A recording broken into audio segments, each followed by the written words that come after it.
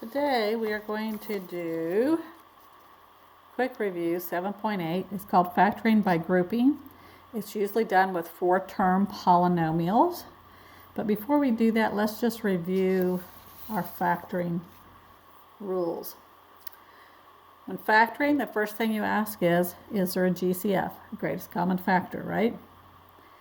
Then you check for special patterns. If it's 2 terms, is it a difference of squares? If it's 3 terms, a trinomial, is it a perfect trinomial square? Now, if it's a 3-term, but not a perfect trinomial square, then you're going to be doing that general factoring using the trial and error that you just did last week. Today, we're going to be introducing what do you do with 4-term polynomials? And that's going to be factoring by grouping. Also, remember that you always ask, can you factor again in each case? So, first of all, let's see, do you recall these types of problems? If you had 4x squared minus 8x, and I asked you to factor them, you say, well, is there a GCF that you can factor out, right? In this case, I can factor out a 4 and an x, right? It's not a difference of squares because this is a perfect square, a difference, but this is not a perfect square, right? So we're going to factor out a 4x. When we do that, we know 4x times x gives me the 4x squared. And 4x times a negative 2y gives me the negative 8x squared. So now we factored that greatest common factor out. You always look inside the grouping symbol. Can you factor this again? No, we can't. So we've had problems like this. We've also seen problems like this, where you look at it and you say, okay, here's one term because they're multiplying here, right? And here's another term. So here's being separated by addition, right? Subtraction, addition. So we're going to look at the 2 terms. It's not a difference of squares, right? But is there a GCF? Well, they both have the x plus 3 is being factored. So we can factor out that x plus 3 and see what we're left with. Well, x plus 3 times x gives me the x times x plus 3. The x plus 3 times this negative 2y gives me the negative 2yx plus 3. And so we factored out this common quantity here. Notice they're being multiplied. We have 2 factors. Ask, can we factor this again? No. Can we factor this one again? No. Okay, so we're done. We've now factored it. Now, you've had these problems before, but I'm showing you these because when we start to regroup, you're going to see these kind of things come up again.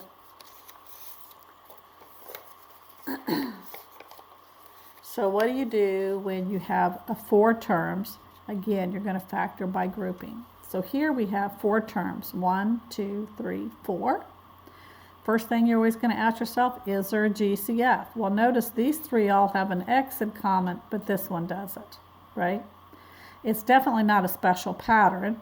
It's definitely not a 2-term, right? And it's not a 3-term. It's not even a trinomial. So if we were looking at our rules here, remember? Okay, we said no to this one. It's not a special pattern. It's not a trinomial where we do trial and error, but now it is a 4-term. All right? 4-term we're going to do by regrouping. This is what's new. So if I was to take and group the first 2 terms together, right?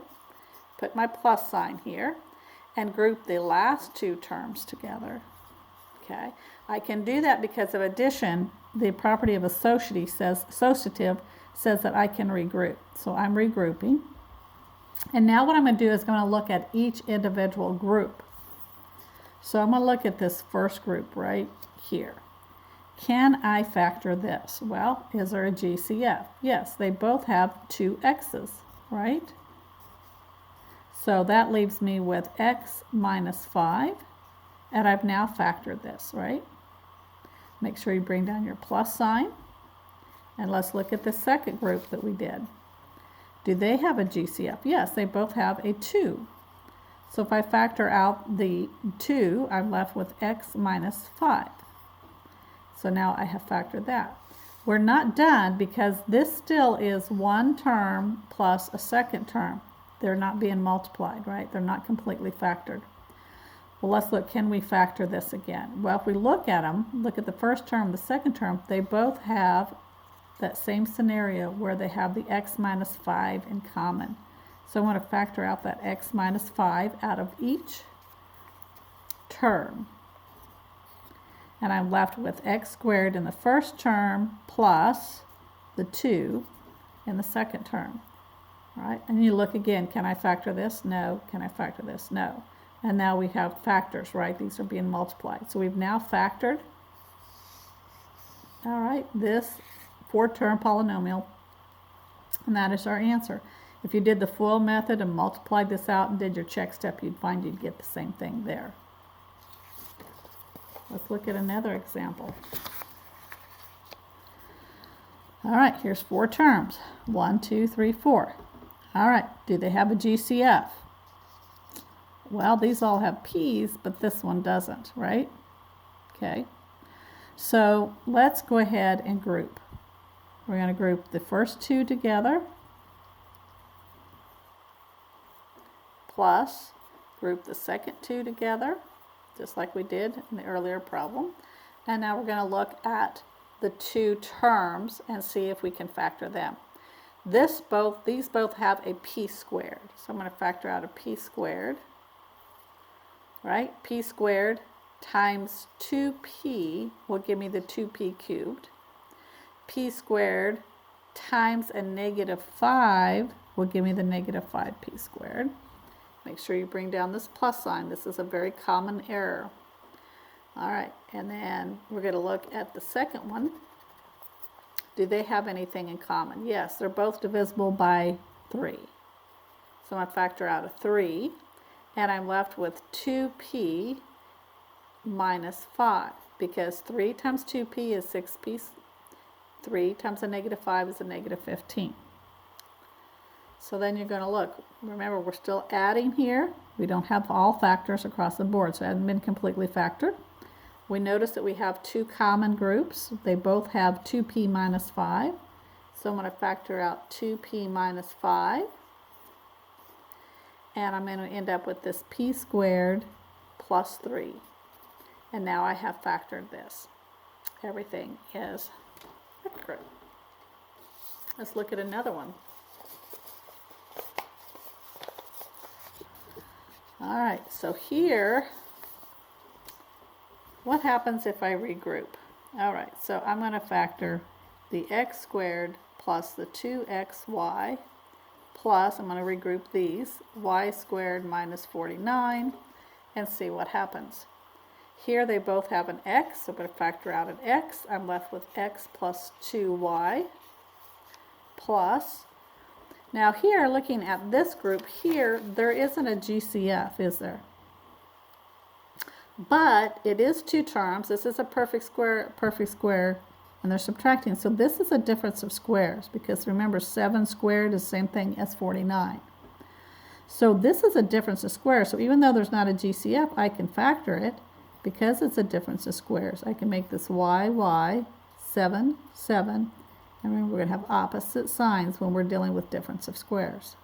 So this can be factored. And now we're going to look at this. Do they have anything in common?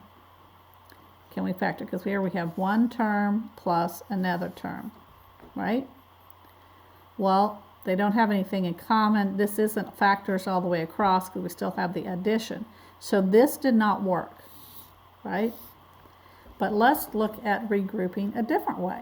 What if I take the original problem, x squared plus 2xy plus y squared minus 49, and instead of grouping in 2's, what if I group the first 3 together? Let's see what happens when I do that. Looking at this first group, is this a perfect square? Yes. Is this a perfect square? And is this doubled the square root of these? Yes. So this is a perfect trinomial square, which can be factored as x, y. Since this is positive, we're going to go with the middle signs. right? Bring down our negative 41. So we get x plus y times x plus y. Remember, x plus y can be written as, the x plus y times x plus y can be written as x plus y squared, right? It's the same thing. And I'm going to bring down the minus 49, but instead of 49, I'm going to write it as 7 squared because that's the same thing as 49. And now I'm going to look at it. Can I factor this? Well, this is a perfect square minus a perfect square. So this is a difference of squares, which means I can factor this as a difference of squares, which would be the x plus y, the 7, and then you're going to have opposite signs. And now you have factored it. Now we have a factor times a factor, right? There's nothing, no addition, subtraction in between. We've completely factored this. You could do your check step and you find out you get the same answer. So there are different ways to regroup. I don't think the book gives you any of these. I think they're just giving you where you're doing grouping by twos, but just in case, I wanted you to see one of those. So let's look at the first example in the book. And if you want, you can stop your video, try this one, and then restart your video to see how you did. I'm going to assume you've done that. And we're going to regroup these. Here they both have an x squared. So I want to factor out an x plus 2. Here they both have a 5 as far as a common factor. So I'm going to factor that out. Looking here, they both now, this term plus this term, they both have then the x plus 2. So I want to factor out x plus 2. Factor out an x plus 2 on this one, I'm left with x squared. When I factor out an x plus 2 on this one, I'm left with plus 5. Always look, here we have their factors, right? This is a factor times a factor. There's no addition or subtraction here. Can we factor this inside? No. Can we factor inside this? No. Okay, so then we're done. This is our final answer. So hopefully that's what you got when you stop the video. Now I'm going to try the next example. Only instead of 7.8b, they made these 3s. I'm changing them to 4s because I wanted you to see a different scenario. So I did change this example a little bit. I changed the 3s to 4. So let's go ahead and group and see what happens. Here I have x cubed plus x squared minus 4x minus 4. All right. This can factor out an x squared, which leaves me with x plus 1.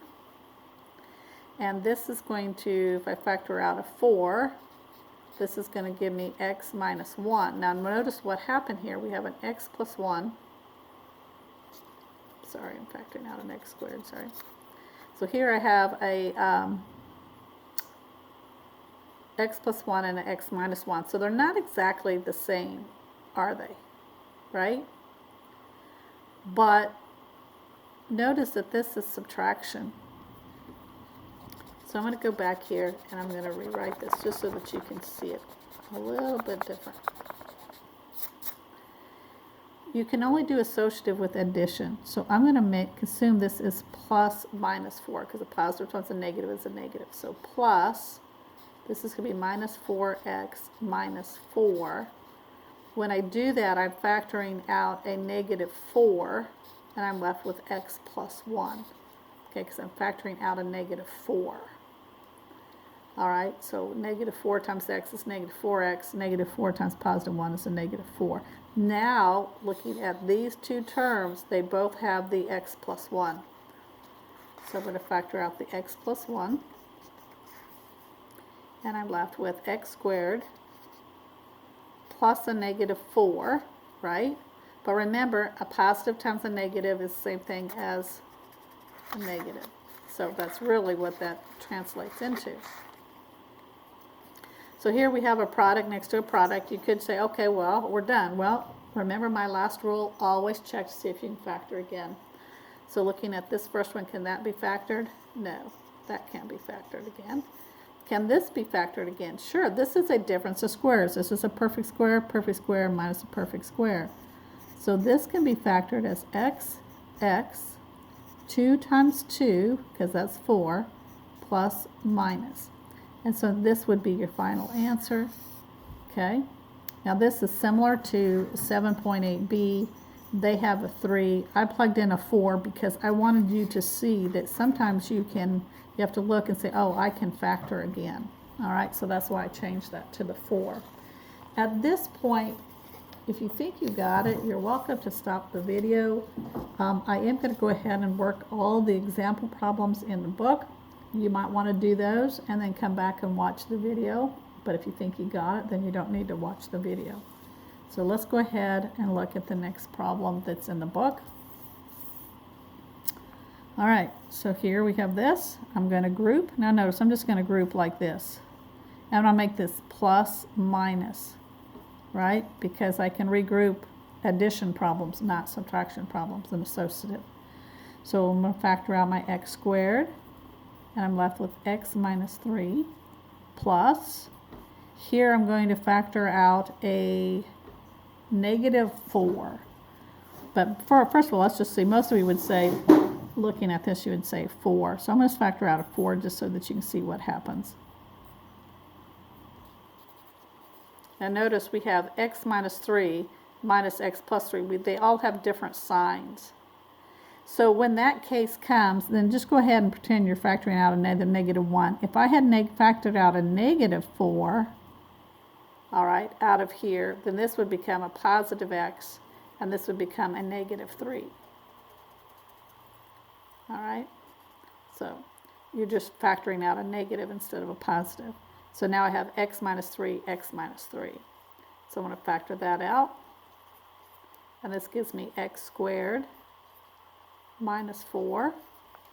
And what happens? Whoops, we can factor this again, right? So this gives me this. X minus 2 times x plus 2, because this is a difference of squares. All right?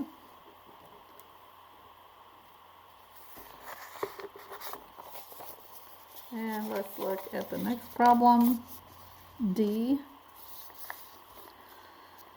Okay, I'm going to group this one, these two together, and I'm going to group these two together.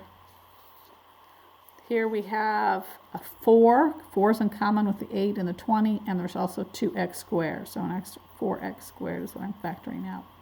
4x squared times 2x gives me the 8x cubed. 4x squared times 5, right, gives me the negative 20x squared. Here they do not have a GCF. This can't be factored, so I brought it straight down. Now remember, when you don't have a number in front of the parentheses, remember there's always an invisible 1. There's always an invisible 1. And there's a reason why I wanted to point that out. So here we have one term plus a second term. They both have 2x minus 5, so I'm going to factor that 2x minus 5 out. And I'm left with the 4x squared. And here's where that invisible 1 comes in, plus 1. Okay, because you've got to have something here. You wouldn't just put 4x. You have that invisible 1. All right? Ask, can you factor this again? Nope. Can you factor this again? If this had been a negative, it would have been a difference of squares, but it's positive, so you can't factor it again. So this is your final answer.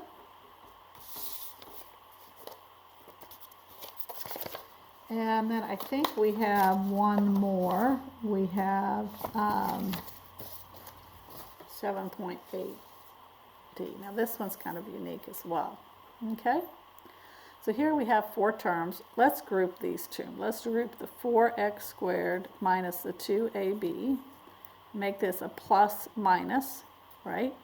So I have a negative bx plus 8ax. Can factor out a 2, and I'm left with 2x minus ab. And here they both have an x, so I factor out an x, and I'm left with minus b plus 8a. And you're looking at them, they don't really have anything. This term plus this term doesn't have anything in common. This isn't factored completely, so this didn't work, all right?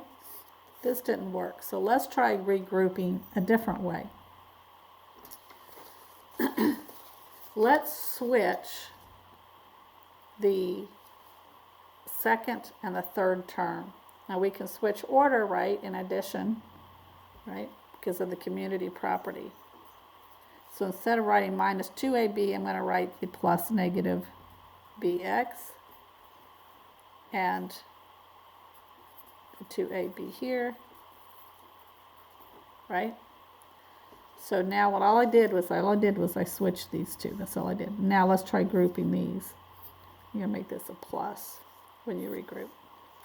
So this now has an x in common. So I'm left with 4x minus b. And bring down my plus sign. And I'm going to factor out a negative 2a. And this leaves me with, actually, let's go back. I'm going to factor out a 2a, just a 2a. And that leaves me a negative b. So 2a times negative b is a negative 2ab. Factor a 2a out here, and I'm left with 4x. Notice that this is a minus 4x minus b and a minus b 4x. Now, by commutative, I can rewrite this as 4x minus b. I can rewrite this. I could switch the order here, and it's not going to change the problem any.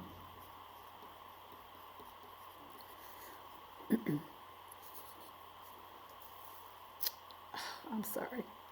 Let's go back through that. I didn't realize. So we have this right here. I'm going to factor out a x, right? So I get x, 4x must be. Here I'm factoring out a 2.